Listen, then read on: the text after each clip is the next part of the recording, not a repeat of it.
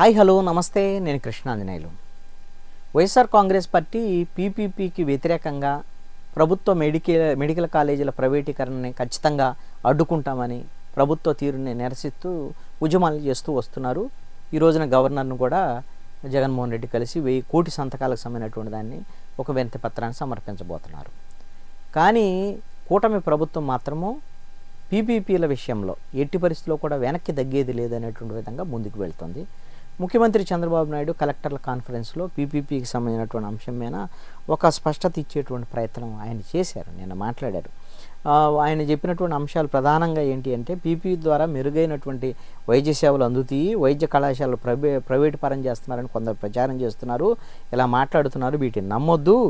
PPP పద్ధతిలో medical కాలేజీల నిర్మాణం చేపడుతున్నప్పటికీ కూడా అవి ప్రభుత్వ కళాశాలల పేరుతోనే నడుస్తాయి.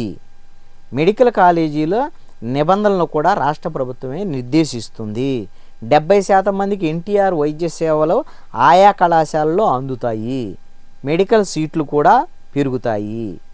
500 కోట్ల రూపాయలు రిషికొండకు పెట్టాడు ఆ రోజున జగన్మోహన్ రెడ్డి. వీటిని కానీ వృధా చేయకుండా ఉంటే ఇప్పుడు మెడికల్ కాలేజీలు కట్టేవాడు కదా, పూర్తి చేసి ఉండేవాడు కదా.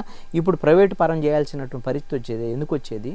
డబ్బులు లేనటువంటి ఇబ్బందులు ఎందుకు వస్తాయి? ఈ విధంగా అప్పులు చేసి 13-14% వడ్డీలు కట్టి రాష్ట్రాన్ని దివాళా విధించినటువంటి పరిస్థితి ఉంది. ఇప్పుడు తప్పనిసరి పరిస్థితుల్లోనే ఈ మెడికల్ కాలేజీల ప్రైవేటీకరణ పీపీపీ వైపు వెళ్తున్నాము. ఇది కేంద్ర ప్రభుత్వం కూడా పీపీపీ పద్ధతిలో వెళుతోంది. ఇప్పుడు పార్లమెంటరీ కమిటీ కూడా సూచన చేసింది, అవసరమైనటువంటి కొన్ని వీటిల్లో పీపీపీ పద్ధతుల్లో వెళ్ళండి అని.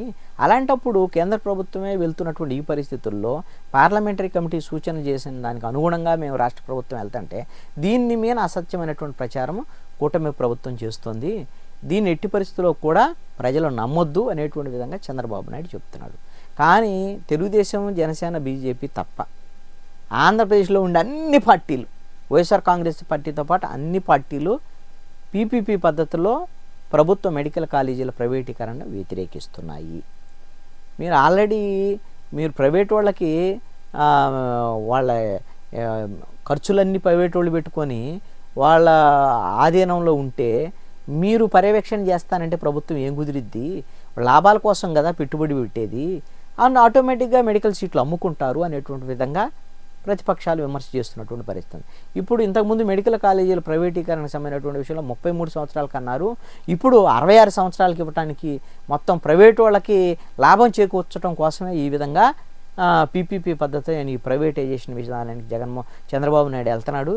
దీన్ని మేము ఎట్టి పరిస్థితుల్లో ఉపేక్షించమని ప్రతిపక్ష పార్టీలన్నీ వైసీపీతో పాటు అన్నీ చెప్తున్నాయి. మరి ఏం జరిగిద్ది? అసలు ప్రభుత్వము మొండిగా ఇంతే వ్యవహరిస్తుందా? మరి ఇప్పుడు చంద్రబాబు నాయుడు ఇలాంటి ప్రచారాలు నమ్మొద్దు, మేము ఖచ్చితంగా ఇది ప్రజలకు ఉపయోగపడే పని అని చెబుతున్నారు. కానీ తెలుగుదేశం, జనసేన, బీజేపీ కూటమి అయితే ఒక బలమైనటువంటి వాదనని ప్రజల్లోకి తీసుకెళ్ళలేకపోతుంది.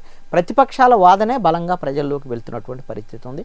ఇది ఎంతో కొంత కూటమి ప్రభుత్వానికి కొంత నష్టం కలిగించేటువంటి విధంగానే కనపడుతుంది. మరి దీన్ని ఏ విధంగా ఒక ప్రజల్లో తమ వాదన, బలమైనటువంటి వాదన వినిపించి తాము చేసిందే కరెక్ట్ అనేటువంటి విధంగా ప్రజల చేత ఆమోదం పొందగలుగుతుందా కూటమి ప్రభుత్వం? లేదంటే ఈ విషయంలో ఫెయిల్ అవుతుందా చూడాల్సింది.